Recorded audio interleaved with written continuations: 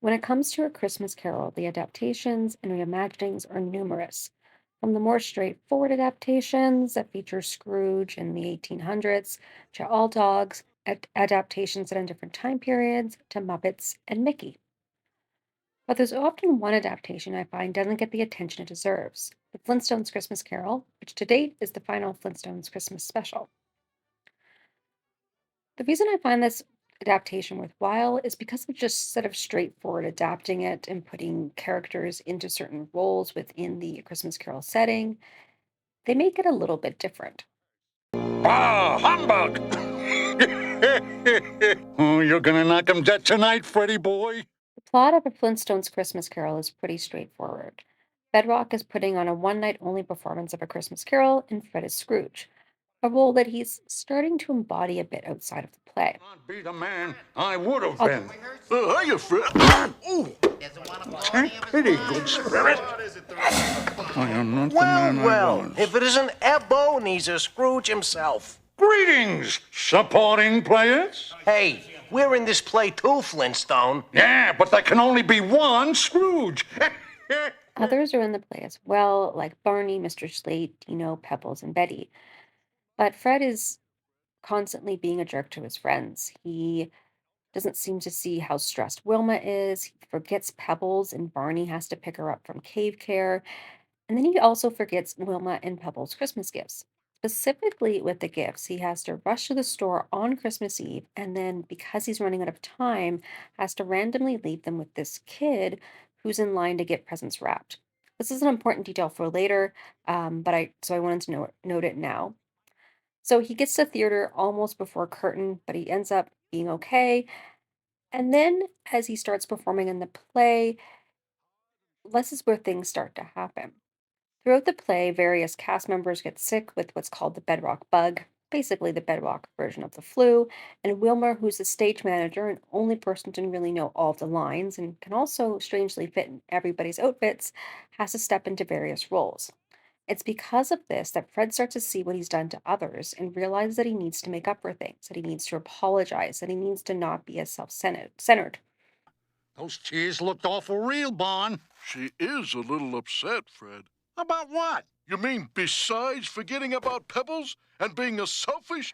Eventually, the play ends with Wilma's contributions being recognized by Fred and the play's writer, Charles Perkins. Wilma, I couldn't have done it without you. Stage manager, costume maker, and actress. You are a miracle worker.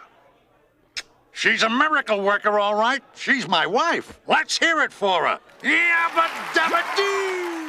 And of course, because everybody in the play is getting sick and Fred's been around them, Fred gets the bedrock bug, which apparently only lasts 24 hours, so he has time to spend Christmas with his family. And time for my mother's Christmas dinner. Oh, and those presents that he forgot and then left for the random kid, that kid just happens to be in the play as well in a small role, and brought the presents to the theater wrapped and ready for Fred to give to his family. It also shows again how Fred was kind of blinded by this role and only cared about himself because he didn't even realize that this kid, who he's probably performed with in various rehearsals, he didn't even realize that he was part of the cast. Now, while there are definitely more definitive Christmas carols out there, like Alastair Sim and George C. Scott, I find the Flintstones version is just a fun adaptation, along with the adorable rock puns and names like Ebenezer Scrooge and Bob Crackit. And it's always good to see a fresh take on a classic instead of just, again, plopping these characters into the carol setting like they did with the Muppets and Kermit being Bob Cratchit. In the Muppets version, it takes those lessons and shows us how universal they are, how they can be applied to different settings, or in this case, a world that we already know when people are being. I also like how, especially how it doesn't just show us the play, but also behind the scenes. And as Fred tries to fix things from here and there, and when he gets, an example, when he goes back to the department store to try to find things while the play's in intermission, knowing that he, has only a certain amount of time, but he's realized that he has done wrong, that he's wronged his family, and he needs to fix it, and he tries to do that. So I really like those kind of, you know, not just showing us doing the performance, but they're also doing all these other things around in the theater. Interestingly enough, this is also one of four Flintstones holiday specials. There was the 1964 episode Christmas Flintstone, where Fred works during the holidays at a department store and then gets asked by some elves to help out when Santa is sick. There's the 1977 special, Flintstones Christmas, where he and Barney help Santa after he falls off their roof. There's the Flintstones Family Christmas from 1993, where Pebbles and Bam Bam are adults with their own children, and Wilma and Fred have adopted or are looking after a foster child for the holidays. And there's this one, which is from 1994. While I watch all of them, I just find that this one is the best out of all of them. The others are a bit more stereotypical in terms of holiday specials, like someone getting into wacky situations, saving Santa, or helping out others in need.